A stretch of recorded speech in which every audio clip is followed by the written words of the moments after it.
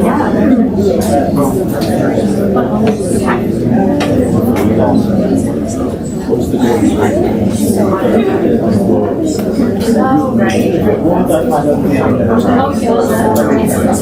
rise. The Court of Appeal in and for the 5th District of the State of Florida is now in session. The Honorable Harvey L.J., Judge presiding. All persons having business before this court draw near. Give attention, you will be heard. May God save the United States of America, the State of Florida, and this honorable court. Please be seated.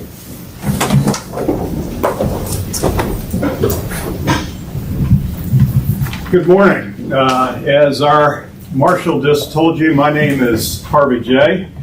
I am the presiding judge in this case, and welcome to an oral argument session of the 5th District. That's an important reminder, which I'll talk about a little later. This is a courtroom. We have brought our courtroom from Daytona to Jacksonville University College of Law, and this is a court of law today, which we will be presiding over. I am joined on the panel by Judge Makar, who is my longtime colleague, starting in Tallahassee on the 1st District and more recently on the 5th District. His reputation precedes him in the sense he was a former Solicitor General of the state of Florida, and I believe in that role argued 5 times in front of the big court, the United States Supreme Court. On my left, as many of you know, is Judge Adrian Soud, a longtime circuit judge here in Duval County. He also served in Nassau County. As he has told me very humbly, he served in every division of the circuit court, which is quite an honor. But for a former trial lawyer, and that is I, the most impressive thing about Judge Soud is he presided over almost 200 jury trials. Wow, that's impressive. But we are here today at Jacksonville University, and as I understand it, as you would expect, this is the first time the 5th District has been at the law school. We're honored to be here. We're honored to have Jacksonville University host us. We were at the Arlington campus last year. I happened to be part of that panel. Judge Soud was also part of that panel. So it is our second time at Jacksonville University. First time here at the law school, though, and that matters, and that's a big deal. As to the courtroom, this is a court of law. I know all of you will abide by this, but I will treat it as a courtroom. That means no talking. Please, either turn off your cell phones or silence your cell phones. You don't want to be that person that gets the call during OAs today. I'm certain we're not going to have a problem in that regard. The current plan right now is to take a break after the first oral argument this morning. We will then come back for the last 2 oral arguments. We will do those together. We have also talked to the dean after those last 2 oral arguments have finished. We are happy to stay here on the bench and answer any questions that the students may have of us. Of course, as you well know, that does not include anything about these cases. We are not allowed to speak about that. Please don't be offended by that. But if you were a participant, a lawyer, would you want us to be talking about your case? No, of course not. And it would be unfair to those that may have left our presence for us to discuss the case. So that is the rule as to the Q&A session afterwards. Anything else from the presiding judge? We are ready to call our first case of the day then. And that first case is Caggiano versus Duval County School Board, case number 23-2081. And who is presenting? All right, Mr. Block? Yes. You may come to the podium. Have you thought about how much time you would like to reserve for rebuttal? We would request 8 minutes for rebuttal, Your Honor. Right now, we have 20 minutes. We have some issues. I mean, every case is important. Every issue is important. We do have some First Amendment issues, obviously, in this case. If it takes a little longer, the court is inclined to give you more time than the allotted 20 minutes. We'll see how it goes. That depends in part on how active the panel is. But Mr. Block, you may proceed. Good morning. Thank you, and may it please the court. Again, my name is Jason Block, and I have the honor of representing Thomas Caggiano along with my co-counsel, Kelly Mathis. Mr. Caggiano is here in court with us today. I know that the court has already read the briefs and is well aware that we have some serious First Amendment issues, so I welcome and look forward to any questions that the court may have. We live in a time where we are already aware that there are countries like Iran and China and Cuba and Russia where free speech is simply non-existent. But for most of my life, the First Amendment has been sacrosanct in our democracy.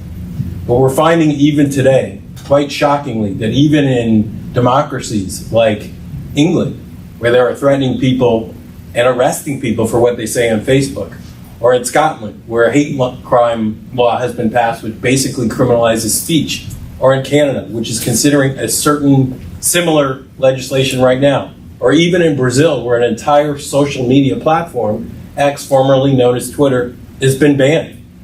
Well, counsel, let me ask. We're here today on this case. And this case, as I understand it, boils down to 2 Facebook posts by your client, correct? Correct. That's all we're talking about. It's 2 Facebook posts. One had to do with Bernie Sanders, joke mode, saying something about wearing a Bernie Sanders t-shirt, getting beat up. That's the one post. And the other one had to do with a repost. Actually, they're both reposts to some extent. A repost of a Waters World graphic showing some hideous statement that Bernie Sanders made years ago. That's this case. That's it. Correct? That's correct. That's all we're here about today. That's correct. And I only bring up that context, Your Honor, to explain what I believe is a trend that's happening, and that is that even in other democracies and now, ominously in our own United States, these things are being threatened. Now, the context of the post. What year was the post done? 2010 was it? The posts in this case, Yeah. What year? I believe those were in 2020. I'm sorry, 2020. Right. 4 years ago. Yes. Different presidential campaign at the time. That's correct. Senator Sanders was not only, of course, a sitting senator, but was a presidential candidate, a leading candidate for one of the parties. And so, to go to where the judge, I believe, is going, these 2 posts go to the core of what is considered First Amendment protection. This is political speech which enjoys and deserves the highest rung of protection under the First Amendment. Now, was it a private? I mean, there's some evidence that suggests that he thought it was private because his daughter messed up on the settings in some way and accidentally made it public. What does the record tell us? Was this a private forum in which he thought he was in a private Facebook forum, or was it he missed the switch, so to speak, and let it go public? The record is that as far as he knew, this was private, meaning that only people who had become his friends on Facebook. That was his subjective understanding. Correct. But objectively, was it ever actually public? We know that at some point in time, whether it was from a hack or because the settings weren't done properly in the first place, or there was a change. Well, the administrative law judge rejected the hack. He said, I don't find it credible. Correct. So that's off the table. You haven't challenged that. Well, the cause was undetermined under the record, but Your Honor, we submit that it does not matter. The standard is not whether or not the protected political speech could be viewed by others. Indeed, that is what the First Amendment is all about. That all citizens are allowed to articulate their speech and indeed to advocate on behalf of particular political positions. This was not a case, however, let me quickly point out, Your Honor, that he was broadcasting these sentiments or sending these posts to students or to anyone else outside of his circle of friends. Let me ask you about that, if I may, Mr. Block. It is undisputed, is it not, in this record, based on your client's testimony, that he believed it was private. Now, that was subjective, whether it's reasonable or not, I know Judge Makar made reference to, but based on his subjective understanding, these were private posts to family and friends, correct? Correct. Does that matter as part of this analysis? Does that entitle it to a higher level of protection because your client believed it was private? Well, I think it's certainly a factor under certain cases which could weigh in on whether or not there was an issue with respect to the Pickering balancing. That is, the nature of the speech, the content, the manner, the time, the place. In this case, however, it doesn't matter. And the reason why is we're talking about core political speech, negative speech against one of the leading presidential candidates, again, a sitting United States senator. The fact that it was private just goes to show how far Caggiano went to insulate his own views from his job as a teacher. The fact that ultimately some people made it were very determined to try to uncover whatever he may have said or whatever his views were. Is it undisputed, Mr. Block, that no students were part of this framework? That's correct. And that is the record we're dealing with, correct? That's correct. And no evidence to the contrary. That is absolutely correct. Judge Makar also made mention of these were reposts. Is that part of the algorithm, our First Amendment algorithm? Does that matter, that they were reposts as opposed to something that emanated directly from your client? In the final analysis, it doesn't matter, but it does show that to the extent we're concerned about whether or not Mr. Caggiano was the author of the message, merely sharing something doesn't necessarily import endorsement of it. In this case, he was endorsing those views. He was critical of Bernie Sanders. And with respect to the quote that Senator Sanders made, he was trying to tell his friends and educate them about the fitness of Senator Sanders to be president of the United States. So whether it was a repost or drafted by him, in this case, it doesn't matter. But it does show even further removal from whether or not he generated the post. Same. If his posts were public, all 7 posts, and he had down Duval County school teacher as he had in his private, so-called private posts, would that be actionable by the Duval County School Board to take some action against him for publicly posting those 7? Absolutely not.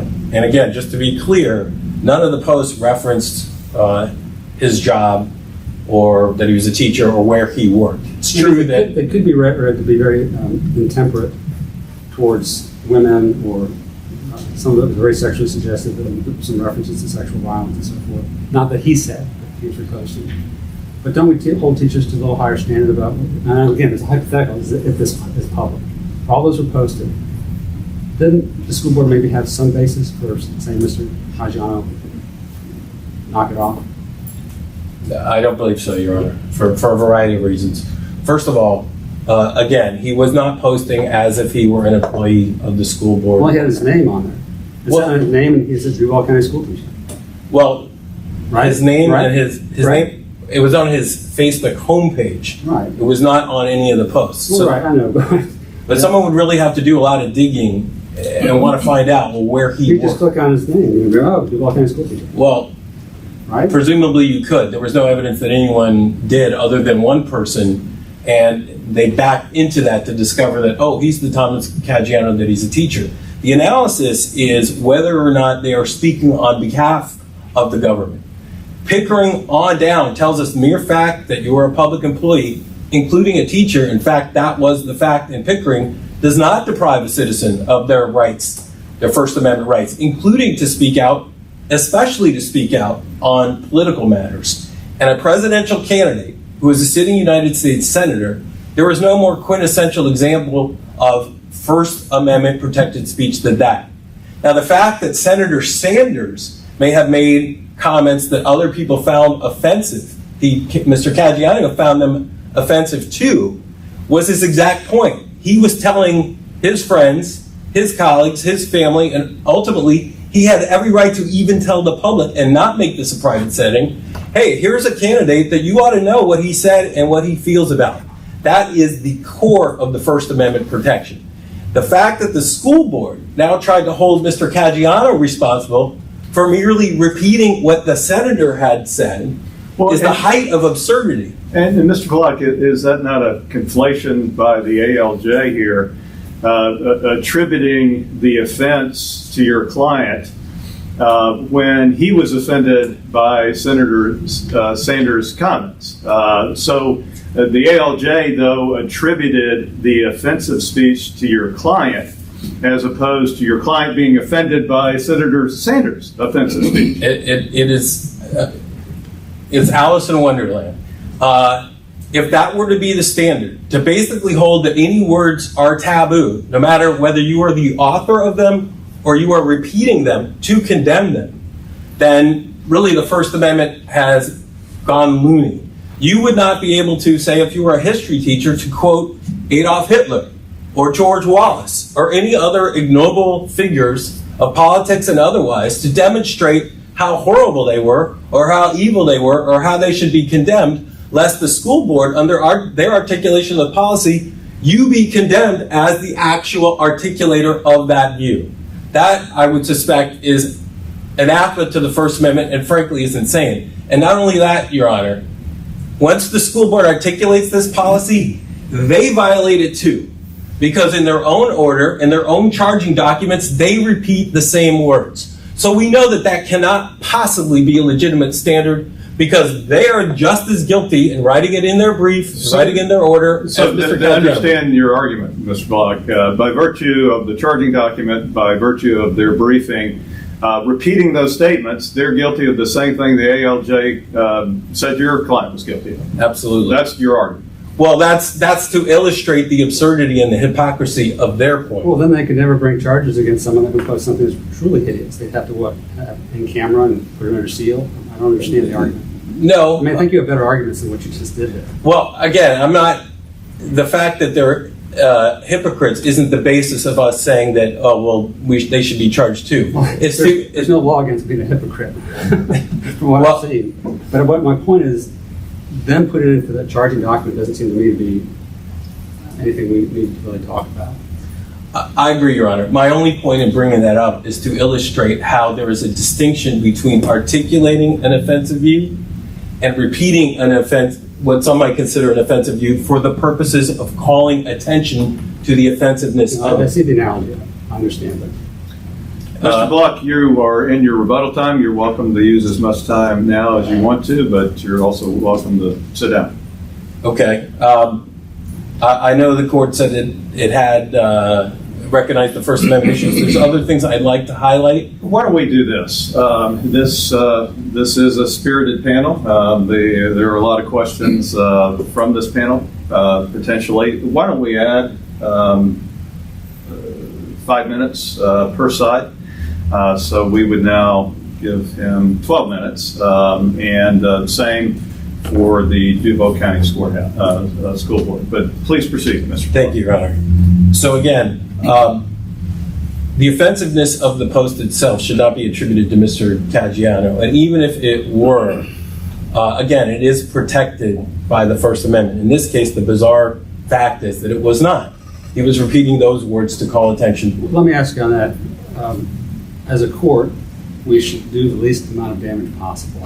And what I mean by that is, we can resolve a case on a narrow basis. We should do it. Now, you've asked us to hold some Florida statutes unconstitutional, correct? As being vague. You brought on appeal for the first time the constitutional claims. Well, Tell me, what do you want us to do? Okay, the rules that the school board is applying when it comes to speech, we would ask that you hold those to be unconstitutionally overbroad and vague. Those rules, to the extent they're not mere aspirational guidelines, or to the extent the school board is trying to use aspirational guidelines as a basis for discipline, when you apply those rules to conduct as it applies to speech, then yes, we are asking that you hold it overbroad and vague. Now, if the court is inclined to rule more narrowly, but still on First Amendment grounds, we don't need to get past the Pickering analysis. Now, under the Pickering analysis, the court has recognized, and there's a long line of cases on this, that public employees, including teachers, do not lose their First Amendment rights merely by virtue of their employment. However, the court also recognizes that a governmental agency, a body, needs to be able to operate that agency efficiently and effectively. So it is an analysis of the level of speech, the level of protection the type of speech is entitled to, versus the burden on the department, in this case, the school board. So you'd be asking us, but they didn't meet their burden under Pickering? Not even close, Your Honor. And then we wouldn't have to strike something down as being unconstitutional on its face, or we would say it was applied improperly here. Correct. The court could rule that way. Of course, we've laid out a number of arguments, many of which they didn't respond to at all. But we don't need to go past the Pickering analysis if the court is not inclined to do so. So we've already established that the type of speech involved here is political speech, core political speech. Against the presidential candidate, there is no more core example. So to follow up with Judge Makar's questions, if we were to find that Pickering was applied improperly, what would that mean? Is that game, set, match? Is it over, or do we send it back for more proceedings, or somewhere in between? Game, set, match, it's over. So the school board has had a full opportunity at a hearing to present its evidence and to make its case. It claims it made its case. It claims it did satisfy Pickering. It has not. Core political speech, highest level protection on this side of the scale. And on this side, let's look at what the disruption is. Now, the school board has dramatically exaggerated the level of disruption that occurred. At most, and I'm going to qualify this in a second, at most what happened was 3 students requested transfers out of Mr. Caggiano's classes. And we know that at Sandalwood High, almost everyone is given a transfer from any class for any reason at all. But those didn't have to do with posts. The transfers had nothing to do with the post. That was because of an insensitive response given about, I'm not going to recognize your transgender identity. 1 transfer was for that reason alone. 3 additional transfers were for, we're not really sure, but the school board employee testified 3 people requested transfers because of the Facebook posts. Now, importantly, not the 2 that are on appeal, but in general. So the most disruption that could ever be considered at all, granting them everything, is 3 people requested transfers. And again, 90% of the time at this school, transfers are granted for any reason at all. They don't even have to provide a reason. Not only was it not material, substantial, actual disruption as the case law requires, it was no disruption. The only other argument that they could have for disruption were that 2 parents who did not have students in any of Mr. Caggiano's classroom sent nasty emails. And their complaints were, again, not about the 2 posts that are here on appeal. They were about the transgender issue, for which he was never charged, and about the other posts, that many of which he wasn't charged, were not part of the charging document, or he was found to have been exonerated from the other 5. So even if we grant them all of that disruption, alleged disruption, that falls dramatically short of what would be needed for any kind of discipline, for any kind of speech. But when we're talking about core political speech, the highest, the zenith, that disruption is no disruption. They fail miserably. This court should reverse on that basis alone. You're in your rebuttal time, Mr. Block. This is a hot bench. If there's more questions, I'm happy to answer them now, or I can save it for rebuttal. All right, thank you. Judge, I have 20 seconds to address the board. Certainly. Our marshal is adjusting the volume, and as soon as he finishes that, we can start with Mr. Fieser. Good morning. Good morning. May it please the court, Your Honor. Craig Fieser on behalf of the Duval County School Board. I think our marshal is still adjusting the volume. You may want to be closer to the microphone, perhaps. Usually speak pretty loud.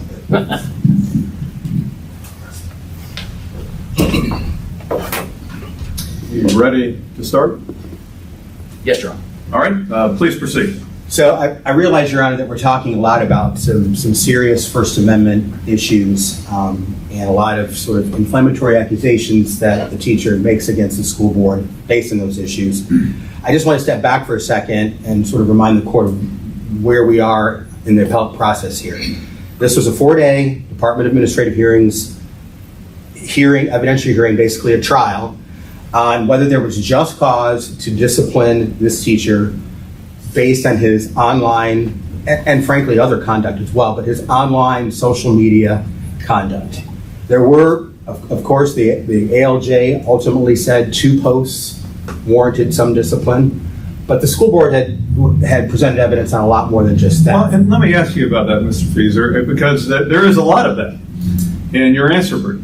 But that seems ancillary to this judge, because I don't see the connexity between any of that and these 2 posts. So am I wrong about that? Well, just stepping back and just setting aside the transgender issue and some of those other issues that the ALJ said weren't even in the charging document. I'll put those aside. They're not in the charging document. I say that in the brief that's not really the. I mean, the judge found that that was useful background for what the trial was getting at, but it's not why he was charged. But he was charged for. I mean, initially they found dozens of posts, but initially he was charged for 7 of them. And some of those 7 posts, besides the 2 we're talking about here, had to do with disparaging comments about transgender students. Well, that's what I don't understand the posture of the case, because it seemed to me that there was material and also conduct that could be, in the abstract, could be the basis for discipline. If the teacher is basically telling a transgender student in capital letters, I'm not going to refer to you by the name that you have assumed, and there's fallout from that, and there's this transgender, I wouldn't call it phobia, but there's this just intransigence against, recognizing the transgender student's name. When I understand at the time, the policy was if the student wants to be called X, you call him X. So, but this case, it seems to me, has fallen sort of in the cracks because the school board hasn't pursued those claims. And you can't, in a tipsy coachman, go, send it back to the tribunal if they haven't been charged, right? You are correct, Your Honor. So today, again, is all about the 2 posts. Ultimately, that is what the ALJ said. There are 2 posts that warrant some kind of discipline, and of course, he reduced that discipline from what the school board originally wanted. But he did base it on the 2 posts. There's an old cult film called Bambi Meets Godzilla. I'm not sure if you're familiar with it, but it's kind of reminiscent of, like, gosh, I'm not saying he's Bambi, but sort of this crush of rule violations, and he's immoral, and basically, why didn't the school board just say, look, we're going to counsel you on how to do proper social posting? Leave it at that. The school board here decided, the school board did do counseling on the incident with the transgender student. That's not considered technical official discipline, it's counseling. Why wasn't that sufficient? It was sufficient for that incident. It wasn't. The school board decided it wasn't sufficient here because one thing that you have to remember, and it's in the investigative report and it's in the final order, is that when he was interviewed as part of this investigation, he doubled down on what he was going to do. He basically said, I got a right to post anything I want on Facebook.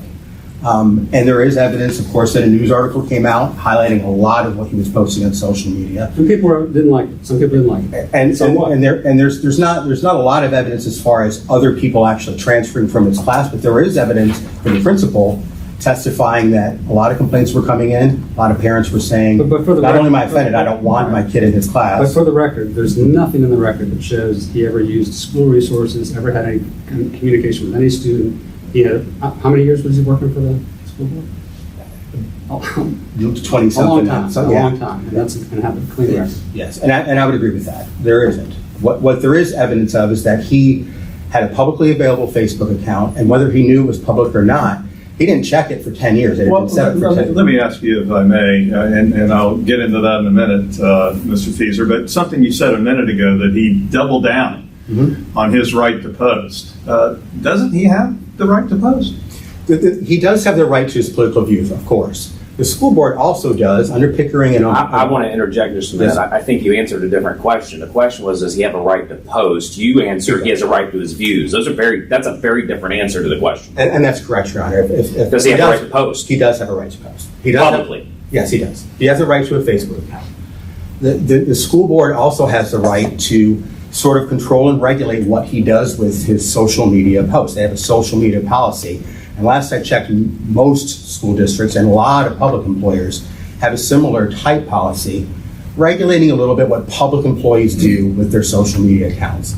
Even if we just talk about the 2 posts that the ALJ found problematic, I'll even go down to the 1 post, the Bernie Sanders post that we've already talked about, what's referred to as the man and woman post. I mean, that is not only vulgar and profane, but I'd argue it's sexually explicit.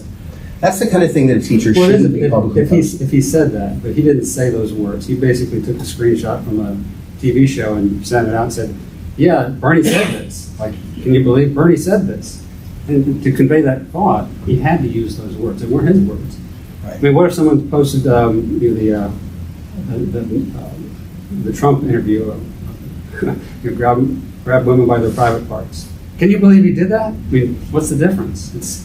And it's fair to say that if the ALJ was a bridge too far for him to actually attribute that sentiment to Mr. Caggiano, perhaps it was. But he still posted it as a teacher for everyone to see. He should be held to at least a professional standard as far as what he's putting on his Facebook page. Did he post it as a teacher? He didn't post it in a classroom. He didn't post it on a Duval County School Board website. He posted on a forum that he believed, I know you take exception with that, but he believed to be private. Is that not his right to do, Mr. Feasel? He has a right to his political views. He has a right to post about his political views, but he also has professional standards of conduct that he needs to uphold. That's what the school board had a problem with. And not, arguably not just on these 2 posts, but on many, many other posts as well that were causing problems within the school. They were getting phone calls. They were getting complaints. They were getting parents saying they didn't want their students in his class anymore. They did have a few students actually transfer from his class. So they made the decision. Were there any students, based on this record, that transferred from his class based on these 2 posts? Is there any evidence of that? I don't think there's a direct evidence that these were the exact 2 posts that caused students to transfer. The ones that the ALJ obviously ultimately found were problematic at the end of the day. Doesn't that go to our disruption analysis? The fact that there's no, again, connection between these 2 posts and someone transferring out of his class? The disruption, Your Honor, is from the overall online conduct. It's for everything he was posting. It's after the news articles showed up, complaints started showing up, people were able to access his page, parents, students, other teachers accessed his page, read everything he was posting on his page, and there were some vulgar and profane and frankly sexually explicit things he was posting on his page. Whether or not he said them, he was posting them. But you didn't cross appeal. Did you file any exceptions to the hearing officers? The school board did not, no. So they're stuck with it. If they really truly believe their argument, they should have filed exceptions with the hearing administrative law judge. Said, Your Honor, you made mistakes. Those other 5 posts, they should be included. They didn't do that, right? They didn't do that. Okay. They didn't do that. And I can't say that they And there's didn't no do that. cross appeal. There is no cross appeal. Which, I mean, without any exceptions, that would be a difficult thing to do anyway if there was a cross appeal. So you're right. We do, at the very least, we have 2 posts. One of which it's just sort of evidence of the kinds of things that he was posting. And he, again, when he was interviewed, he said, I'm going to keep posting whatever I want. I have a First Amendment right. On a page that he wasn't monitoring to make sure it wasn't public. Everybody was accessing it, including the media was accessing it. So in your analysis, the fact that it was public is the violative portion, but if it were private, it would be okay? If it were private, if it were not able to be accessed by anybody and everybody, that would be a better case for him in our view, for sure. But he needs to be held to at least a standard of what kind of speech he's putting on his. So let me ask you on that specific point then. Is his speech, let me talk about the statement or the second post which you have described as vulgar, profane, and explicit. Mm-hmm. Is his speech the substance of the quote from the Democratic presidential candidate in 2020, or is the substance of his speech the condemnation of the views expressed by the presidential candidate? As I saw that post, it looked like it was a repost of just that particular quote from the candidate. So I think Was there not another post commenting, "Wow, can you he believe"? did make a note saying Bernie said this or something like that. But the post, when you look at it on the Facebook page, it's that explicit quote on his Facebook page, and it's an example of many other types of things he was doing at the same time. I guess anyone watching Waters World would have seen that on the screen. So he's just commenting to something that was actually It is- political interest. It is certainly a repost. It absolutely is. And again, the question is, as a public school teacher, as a public employee, does he have some sort of an obligation or duty to engage in professional conduct? He can politically comment on all kinds of things without getting to that level of sort of gutter comment. Well, if there was a pattern, if you had 100 posts and they're all sexually explicit or use words that are in here, which I won't repeat, have sexual violence associated with them, that's a different case, right? But this is just these two. It would certainly be a better Pickering type case if you had dozens and dozens, hundreds of posts, and hundreds of students saying, I don't want to be in this class. But there's plenty of case law that says school districts, public employers have a right to limit, to regulate at least somewhat what their public employees are doing online, posting online. You said public employers, and I get the school district dichotomy with a teacher, but public employer. I just looked before we got started at all the departments for the city of Jacksonville. Sure. Suppose, in this case, hypothetically, Mr. Fieser, he worked for mosquito control, and he makes these posts. These two. Is that violative of some city policy? It could be. I can tell you as a city employee myself, if I were posting extremely inappropriate things and they were publicly available and people could see them, and I listed myself as a city of Jacksonville employee, I think there could be some sort of, I don't know about discipline, but there could certainly would be a conversation if I was doing that kind of thing, depending on what it was. You're not drawing a distinction, or you are drawing a distinction to the fact that he was a teacher versus a mosquito control employee. I think there's a distinction there, sure. I think a teacher should be held to a higher standard, a public school teacher who understood all of these policies that the Duval County School District has to be a teacher for all students all the time, refrain from certain conduct online. Doesn't, though, the higher standard, as I understand it, and please correct me if I'm wrong, Mr. Fieser, is based on the fact that students may be seeing this. And they did. Well, but he didn't think they would. I mean, they are not friends on his Facebook page. He believed it was private. So is that not part of our analysis? He may have believed that it was private, but it was not private. And he didn't check it, and he didn't make sure that it was. And even once he knew that possibly somebody else was accessing, and he had teachers in Sandalwood that were actually Facebook friends, not students, but he had colleagues that were Facebook friends. And he wasn't doing anything to ensure that the world couldn't see what he was putting on his Facebook page. He just needed to be more professional with his conduct online. And that's a requirement of all teachers. That's what he was cited for. Be careful what you're putting online. There's a social media policy that actually says that from the school district. And he just refused to do that. And when he was asked about it, I'm going to post whatever I want, essentially is what he says. And I have a First Amendment right to post whatever I want.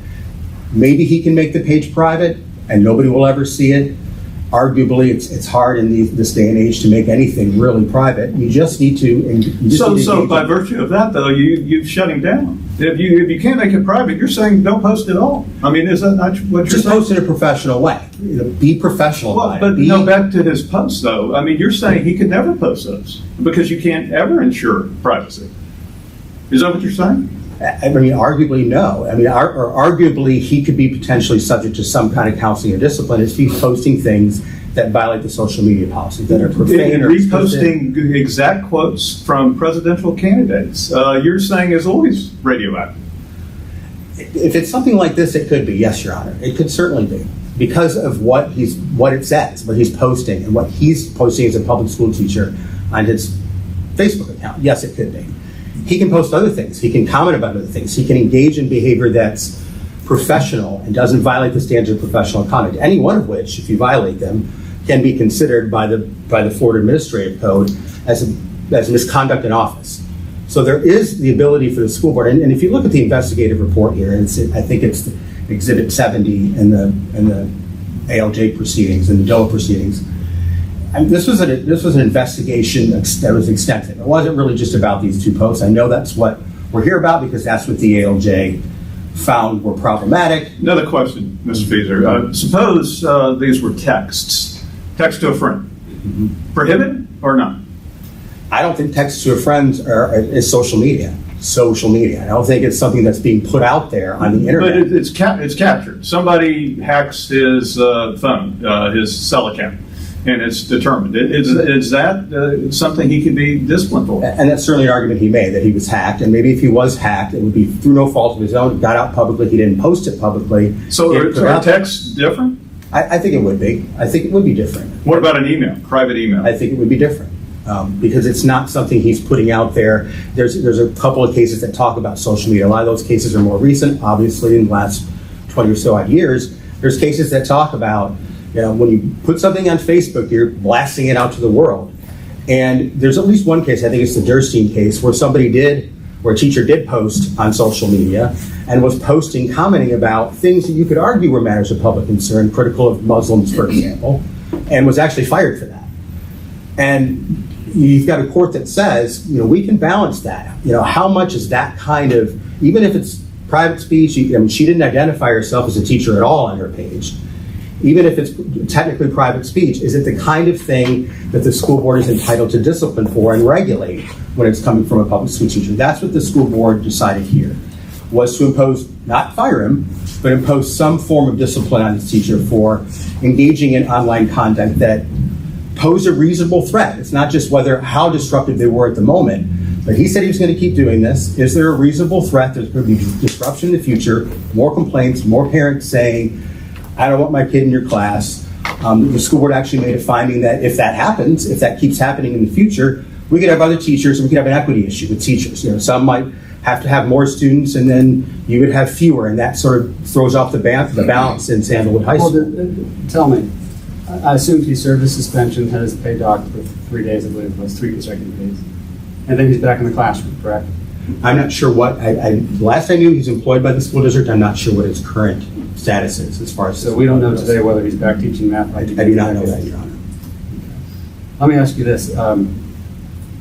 Emphasize again, nothing in this record shows that he did anything wrong in his classroom. For example, if he came in with a Trump mug or a Black Lives Matter mug, or you talked about his political views in class, or had a banner up of some political party or candidate. Duval kind of doesn't allow that, do they? No. Well, and we've had issues with that. I mean, we've had issues with teachers that do things in their classroom. Bumper stickers on their car in the parking lot? Teachers have to be careful with what they say that sort of, not just political, but sort of expresses certain views to their students. I mean, they do get in trouble for that, especially in the classroom and directly sort of related to the classroom. I can't argue with a straight face that this was in the classroom or directly pointed at a student or something like that. But it's similar in a way because it's social media and it's blasted out to the world, and it's expressing the kinds of things that can affect a teacher's performance within the classroom, even if it's not in the classroom. But Mr. Feaser, I don't want to beat the proverbial dead horse, but it's not blasted out to the world. I mean, he says that was not my intent to blast it to the world, and I get if he wrote an editorial letter to the paper, completely different paradigm. But that was not this, was it? Well, I mean, I guess if this court wants to say that as long as his intent wasn't to put it on social media and blast it out to the world, then he's safe, even though he doesn't do anything to make sure that it's not getting out to the world. He knows he's got teachers as Facebook friends. He doesn't even look at his account or the settings of his account for 10 years since it was set up, and doesn't do anything to protect it from being blasted out to the world. And many, many people actually did see it, including the reporter. Well, and to understand this record, I appreciate it, having read through it. His daughter set this up for him, correct? I think that's correct. And she testified that she set it up as private, correct? Yes. Again, undisputed in our record? Thought at the time that it was set up that it was private. It was not. And ultimately, you get 10 years that go by, it's not checked, it's not made sure that it was private, and there's many, many people that are looking at his account, including, like I said, including a reporter. After that happens and news media stories start coming out, we still don't have protection from it being private. We still have other people after that accessing his account, seeing his account. Well, there's nothing that prevents one of his Sandalwood colleagues from printing out what he's posting and then posting that. There's not, no. I mean, you could print out a copy and then post it elsewhere. Would that be a violation? It's the same thing, it could be. It could be if they are posting things in a way that they just shouldn't be putting on their Facebook. So, Judge, So that would reach, I'm sorry. well, I just want to carry to its logical end Judge Maycar's example. So a friend says, I'm going to print it out and disseminate it. And you're saying that person would also be in violation of the school board policy? It's certainly possible. It's Well, certainly it possible. depends on what it says. If he did a post that says, I'm going to kill the president, and that someone prints it out, well, that's probably okay. I mean, that's. I'm talking about this case. Yeah, right. So a printout of these posts by another teacher, 2 posts, that would be a violation? Again, if we're not talking about social media, it's a very, very different situation. Here we're kind of talking about what he's putting on social media, which is reaching a lot of people, and a lot of people are seeing it. A teacher printing it out and saying, can you believe this guy said this? I hope they do something with him, or whatever he or she says. Let It's me a different carry it scenario, to in fact. let me carry that a little further then, and not to get in Judge Sal's way, and we may need to give you some more time, Ms. Feaser, which is just fine, because we'll give Mr. Block some more time. But suppose, again, Judge Maycar's very good hypothetical, print off his Facebook page, and then makes copies for the faculty lounge. Mm-hmm. And everyone, the whole faculty of Sandalwood has a copy of that. Is that a violation of the school board policy? Again, it could be, Your Honor. It's not social media. It's not the same thing that we have here. But I don't know how far publicly disseminated would go. But that, to me, that doesn't sound like it's publicly disseminated. It sounds like it's still between the teachers. It doesn't cause the kind of professional conduct violations, threat of disruption that putting something on social media where students and parents and others can see it, potentially disrupting school operations or efficient operations in school. It doesn't seem like that would rise to that level. And it's just a different thing than social media. Judge Sutton? I'm fine. I may have covered it. So ultimately, our position is, I understand that this is a First Amendment case. It's the first time that they've raised First Amendment issues on appeal, as is appropriate. But they had to make the record below. In other words, that's correct. just so that we have an understanding, the ALJ had no authority to make a constitutional adjudication. Yes. But they had the obligation to create the record to form the basis for any action we might take on a constitutional claim that they raised. I think that's absolutely true, Your Honor. And they have to do that. There's references to it from them in the record below that you can't do this under the First Amendment, even though the ALJ is not able to decide whether any discipline at all, based on what happened here, would violate the First Amendment. And he didn't make that decision. Is it a purely discretionary, unreviewable decision by the school board to say, well, we could just give him some informal counseling, but we're going to go and suspend him or terminate him? I mean, is there anything under the statutes, the rules, the labor agreement that says you can't just go from home plate and just...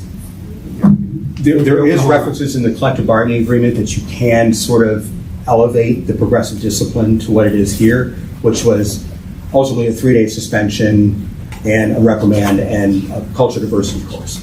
So there is references in the CBA that if the school board finds that this kind of conduct is egregious enough, that they can escalate it. But that's not, the escalation is not reviewable, meaning no judicial tribunal reviews that. I believe that's probably more of a civil service board type issue or something like that as far as whether progressive discipline is properly followed. I don't know if like a First Amendment claim could potentially be made based on that kind of an escalation. They didn't choose to fire him here. They didn't choose to go the ultimate route. They chose to, give him a warning, give him a suspension, a couple of days suspension, and make sure that he understands that you need to be careful with what you do on social media. You need to be careful with what you're posting on social media. And that's essentially what they did here. And he's completed everything. I'm not even sure if he's ever served a suspension because his case has been basically appealed all the way through and sort of everything's kind of stopped. Okay. So I don't know if the discipline's ever really actually been imposed on him. But I understand it's a First Amendment case. But what we have here is whether there's just cause on this record to impose any type of discipline based on this investigation of what he was doing online. And our position is that he is subject to some discipline and has been subject to such discipline. We can't send it back and say, oh, the sensitivity course was enough. this court could do whatever this court wanted to do and say, that the discipline is too harsh or too much. But at the end of the day, we would ask that the court affirm what the ALJ did and what the final order says. Mr. Fieser, this is somewhat unique for this judge. If you would like another couple of minutes, I will give you 2 more minutes, but if you're finished with your argument, we'll move on to Mr. Block. I think the only other point that I'd like to make, Your Honor, is that We'll give him 2 more minutes. Right? Is that I understand the argument that this is political speech and that this is a particular viewpoint of political speech that this particular teacher is conveying online. In my view, there's nothing in the record that shows that this discipline was imposed because of that viewpoint. This could have been any kind of profane or vulgar or inappropriate or disparaging speech, no matter what your political view is, no matter what you believe about X, Y, or Z, either side. It was free speech, not political speech. It's a free speech case, not a political speech case. That's exactly right, Your Honor. That would be my position. But doesn't it go to the content, Mr. Fieser? I don't think it does go to the content at all. I think it goes to the inappropriateness of the speech itself, what he's posting online. I don't think, there could be all kinds of different content of speech that could cause disruption, and court says that you can regulate content to some degree to prevent against that. But would that argument require us then to divorce the speech from the context? And how are we to do that if it does? In other words, free speech versus political speech, whatever speech occurred at whatever stage, it's in the context of a political dynamic or consideration at a time when a presidential primary is being held, was it not? It's certainly in that context. So help me, and I say this in all sincerity, help me understand how we pull that out of that context and draw that distinction. The distinction is, what does the speech say? Is it the type of speech that violates the social media policy, which says, don't post in a vulgar or profane or sexually explicit way. It doesn't matter that it was during a presidential election, also right in smack dab in the middle of the beginning of the COVID pandemic as well. I would also point out, which was a particularly, as everyone knows, a particularly difficult time for schools and for students. So there is context here. But it's really what he posted that matters most, not when it was posted or what it was about. And so that's why I would argue it's not a content-based restriction. See, I'm about done with my time, so I thank you very much for your time, and we would ask you to affirm the ALJ's or the Duval County School Board's final order. Thank you, Mr. Fieser. We will add 2 additional minutes to Mr. Block's time. Yes, sir. Based on what I just gave Mr. Fieser. We want to be fair to both sides. Mr. Block? Thank you, Your Honor. I just want to address one thing right off. Mr.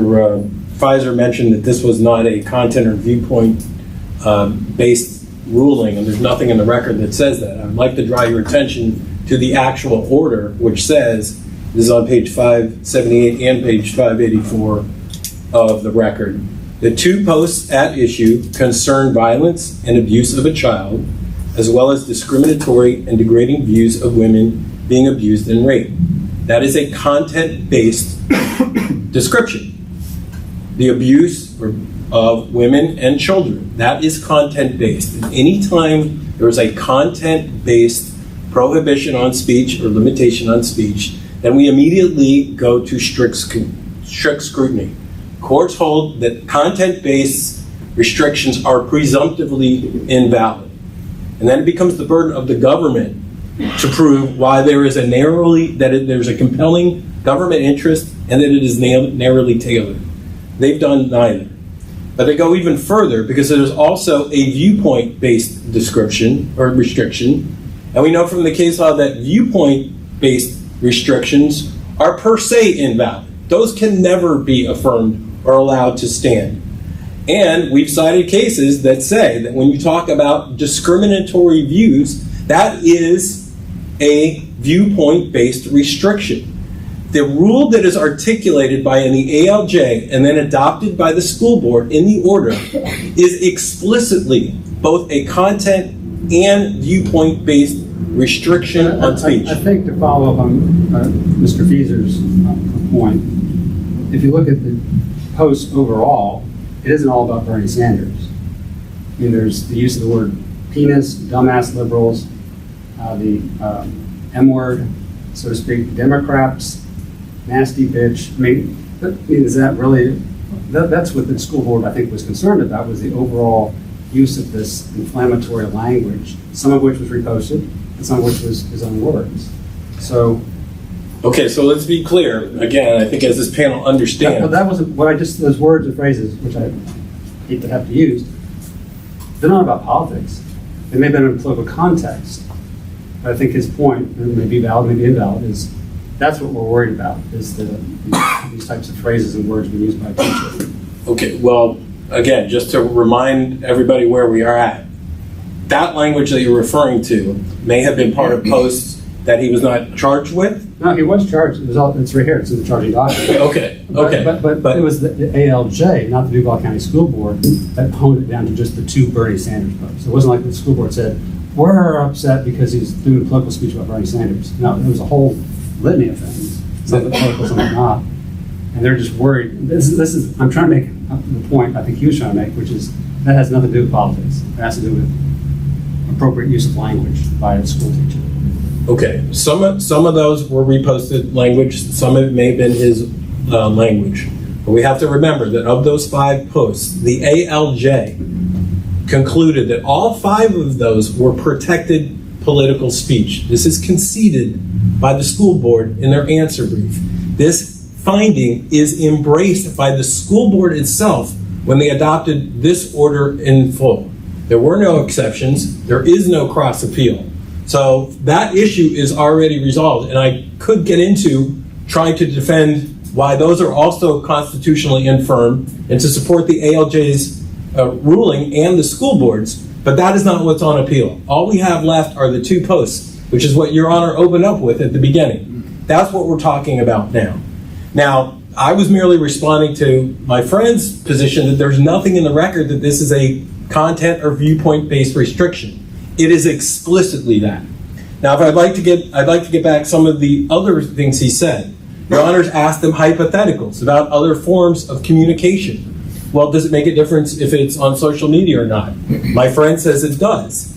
It does not. We cited the Livermore case, which basically says, in today's day and age, Facebook is just the equivalent of writing a letter to the editor, as was protected in Pickering. The fact that it's on social media does not diminish in any degree at all the constitutional protection under the First Amendment that communication involves. We cite the ACLU case that says you can't, as a government, say, hey, don't worry, we're restricting you from this medium because you have another medium. Again, that is not permissible.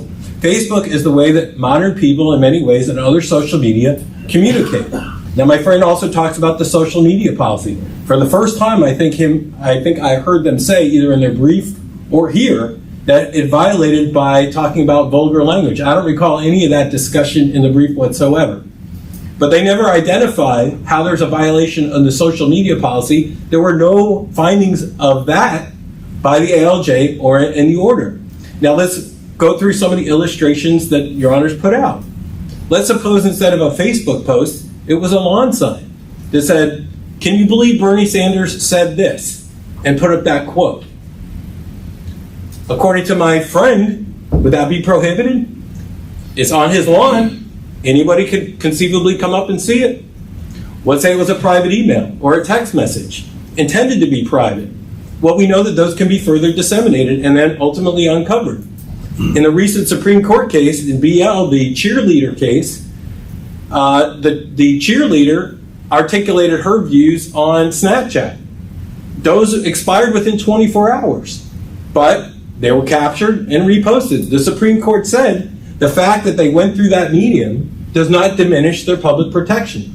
Anytime there's communication, whether I say it to somebody, a friend at a restaurant, and it's overheard, or it's on a bumper sticker that I drive around car, or I have a lawn sign, or any other form of medium, that can always be repeated and reheard by somebody else. That does not diminish its protection, and specifically, contrary to my friend's argument, that protection is not diminished one iota by the fact that in this case the speaker is a public employee or a teacher.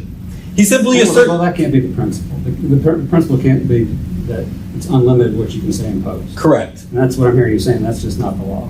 I agree with Your Honor, and I am not saying that. What I am saying is that a public employee, including a teacher, has the same rights of First Amendment protection as any other citizen, modified by the Pickering analysis, which is Given the position they're in.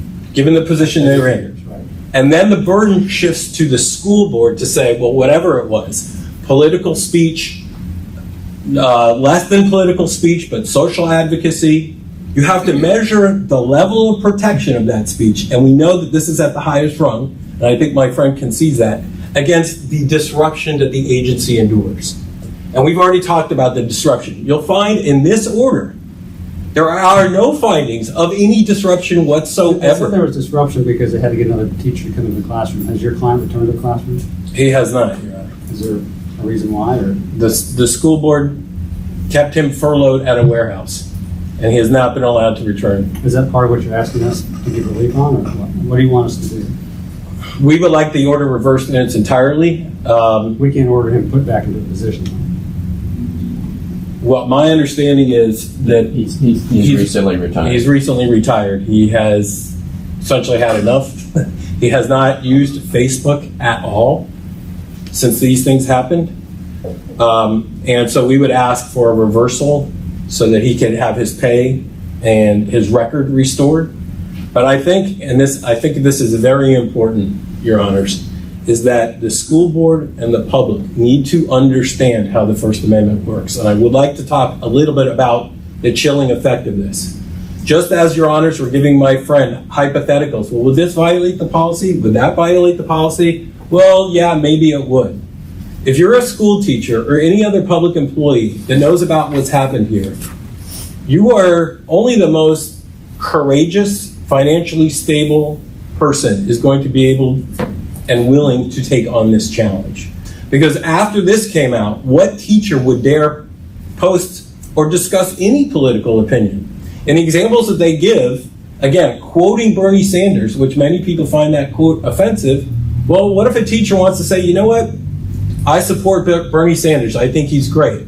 What's to stop someone else from coming in and said, do you know what Bernie Sanders said? He said these offensive things. And I don't want to be in a class with a teacher who supports Bernie Sanders because of his views about women, or virtually any political opinion at all. Mr. Block, we have gone past your allotted time. I'll give you another 30 seconds to give us a summation.